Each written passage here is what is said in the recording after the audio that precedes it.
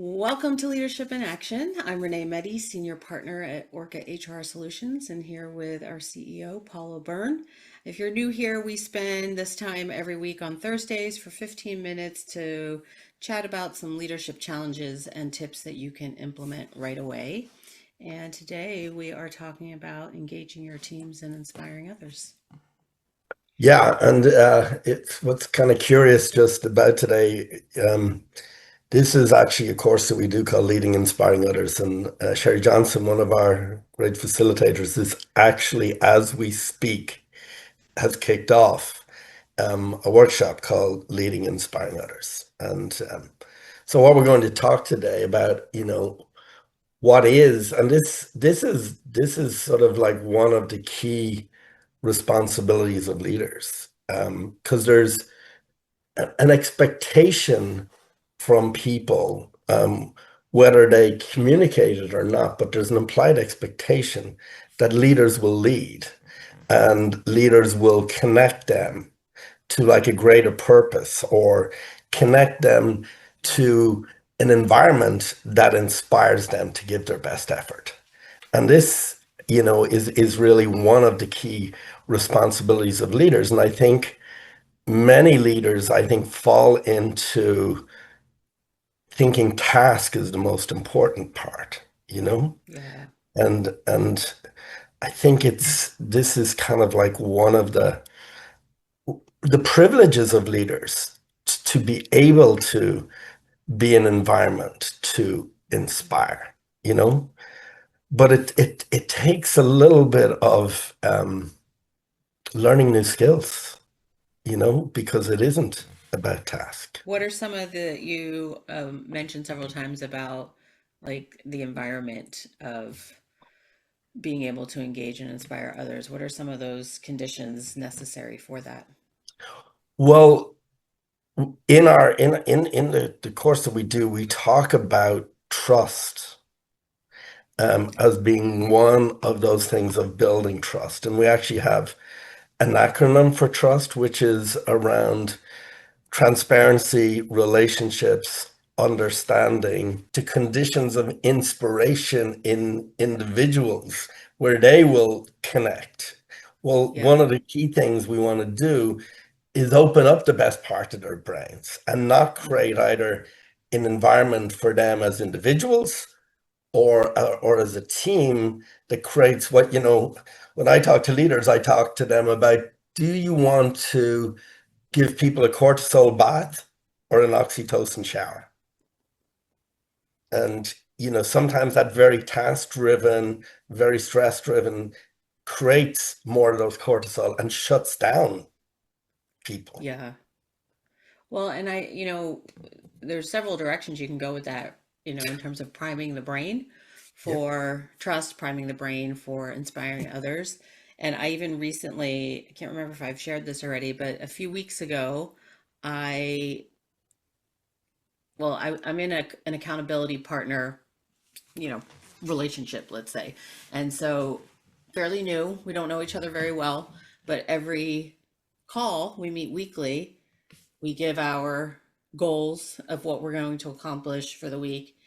And so I think self-awareness is a big part of this because every time I start something new, I've run several businesses, but every time I start a new business, I go back into what like my default settings are in my system and in my brain. And so there's a big part of me that's all feel and does a lot intuitively, but society and the culture around me says we have to have goals and we have to set goals in order to achieve them and all that kind of stuff. So I got into this accountability relationship and was starting to set goals, which I realized 3 4 weeks in are all very task oriented, like, oh, create this video, or um, you know, very tasky.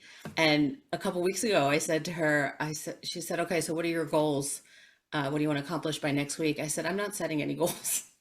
And she was like, kind of stuck. She used to be an executive and, very hard driving, high achieving, energetic. And she's like, what?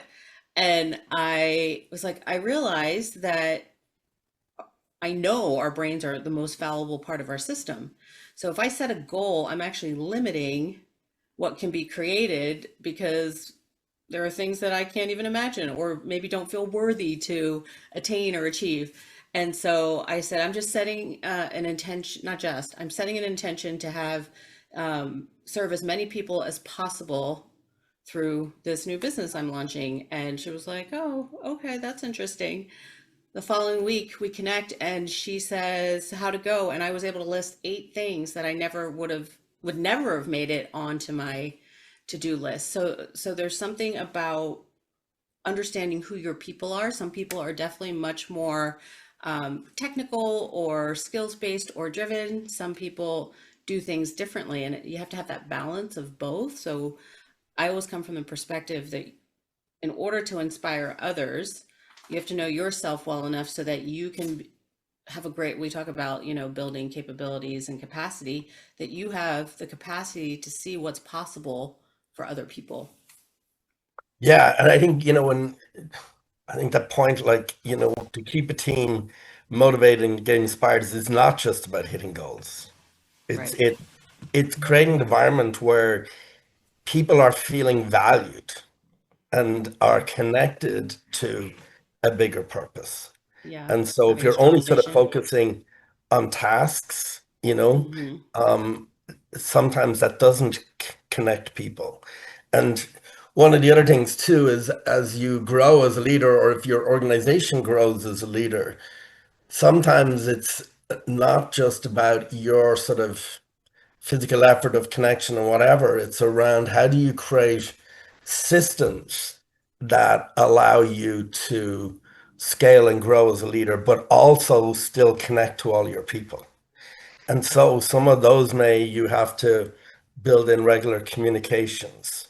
Hmm. Instead of like doing one-on-ones, you may do one-to-many type of meetings. And Yeah. you're still connecting to people and they're also hearing you and you're letting them know about your sort of vision and goal, or you're creating even a connection just through even things like storytelling. Mm. And so it's really about connecting people to something that's greater than themselves, but also creating the environment where people feel they will want to give their best effort, because Yeah. um, people give their best effort not because they have to, but they'll do it if they feel more inspired and connected.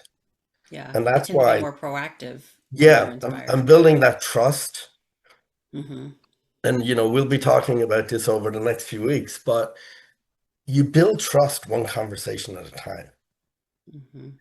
And so when somebody comes out of a conversation, do they feel that you've raised their status or have you lowered their status? And there's a model which we often refer to, which is has been researched. David Rock in the Neuroscience Institute talks about the SCARF model. And he talks about move towards behaviors and move away from behaviors. And SCARF is another acronym where the S stands for status. If you lower somebody's status, you actually increase their oxytocin. You actually get them to feel more connected and move towards you. If you lower their status, they actually will move away from you. And what's actually happening in their brain is the same fight, flight, survival Hmm. mechanism around those things, Hmm. And then C is connection. So, am I really creating a connection with that person? And then A is autonomy. Does the person feel like they have some responsibility Yeah. for what they do and have some autonomy around the decisions that they can make? And then or is for relationships. If people don't feel they have a relationship, because as we know, humans are wired to connect, then that also causes them to have those fight flight. And then the last one is fairness. Do people believe that the systems you've created or how you lead treats each other equally? And so that, we could spend a whole, we could just Yeah. spend a We whole, could spend a yeah, whole just weekend talking on about that. fairness, you Hmm. know? Hmm. What are some of the like actionable tips that someone could implement today? I to start think, that process of yeah, being observant. I think it really begins, and we'll talk a lot more about this both in social media, and we'll be launching a kind of movement around what's called one connection and one conversation at a time. And sitting down with an individual and making that connection Hmm. and as you said, understanding who they are, because Are. different people, like one of the questions, even when I'm coaching leaders, I ask them is how do they like to learn? Hmm. And in You know, terms do of they, conversations, how do they like to give and receive feedback? yeah, exactly. Like It's we those never type ask of that questions. question. Yeah. Uh-huh. And it really is sort of sitting down and having that one-to-one connection. And we talked a little bit about this in coaching. It's also engaging them in questions that you don't know the answer to. Mm-hmm. It's not those leading questions. It's those Yeah. questions that are sort of bigger than you or bigger than them, you know? Mm-hmm. Um, and so it really is around conversations, and in the program that we do on engaging, inspiring others, we talk about conversations as being very, very key. And we Yeah. talk about, three levels of conversations. And so the first level is kind of like a transactional conversation. And then, you have then a second level is sort of like a positional conversation where, yes, I have an opinion, you have an opinion. So the first one is like you're trying to gain information. The second one is you may have an opinion, and it's kind of like exchange of views, and it's sort of Mm-hmm. positional, right? Yeah.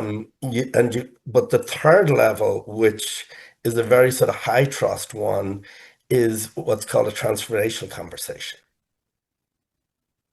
And that type of conversation is one that's going to sort of build trust. It's like where you're coming in with more of an interest in a position, you know? And requires, we talk about a lot, then there are the levels of listening, but how Yeah, are you there's the level of listening? listening. Because Yeah. we often come in, we have a perception of someone, and it's so quickly in our brain, it's like, oh, they're going to say no, or oh, they're going to react to this. And so being able to come in kind of clean with a beginner's mind, and talking about priming the brain is coming in with an openness and receptivity where your limbic system, your fight, flight, freeze is uh, calm. Like we need our fight. Like we don't want to ever banish our fight, flight, freeze. We need that to stay No, safe. We just have to we need that. Yeah. understand when it's in play. And Yeah. so, which then, we can get into a whole conversation of like, you need to create space in your life because so many leaders are like on this hamster wheel or going from point A to point B and this meeting and this task and conversation with this person without any creating any space in between. So it's hard for them to connect uh, if there's no space. So Yeah. And we talk a lot about what listening to connect really means. what that means, yeah, Yeah. yeah, And so, sometimes it's so funny, I remember one of the leaders I had coached, and he was very task oriented, also very opinionated, and he would sort of jump to conclusions very quickly. And he did have a lot of challenges listening. mm, And we worked just on him practicing listening in a different way. yeah, And after our 6 months engagement, I asked him what did he find the most valuable. And he said, the ability to listen mm, and the so impact, powerful, and it so can be really powerful. powerful. So I would leave. I think you said something that's really critical. If you're on the hamster wheel and you're just going from task to task, if you don't take that moment out to slow down, right? Hmm. Yeah. Listen to connect. Hmm. And you will find by just even sitting down, having a conversation, listening to connect, can be just transformational in terms of creating an environment where you're leading and inspiring. Yeah. And so, another Always 15 so minutes, good. Renee. So Yeah. I know we could talk about this all day, but that would be the tip. It would be just one conversation at a time and really listening to connect, which is that sort of Mhm. whole body listening. We always love hearing from the audience. So if you're watching the replay, feel free to comment and Or contact engage in a us if you've any conversation. questions Yeah. or yeah, and engage. Hmm. We'll see you Okay, next week. Renee. Well, as always, great conversation today. Yeah. You know, We'll see so we'll everyone see you next week. next week.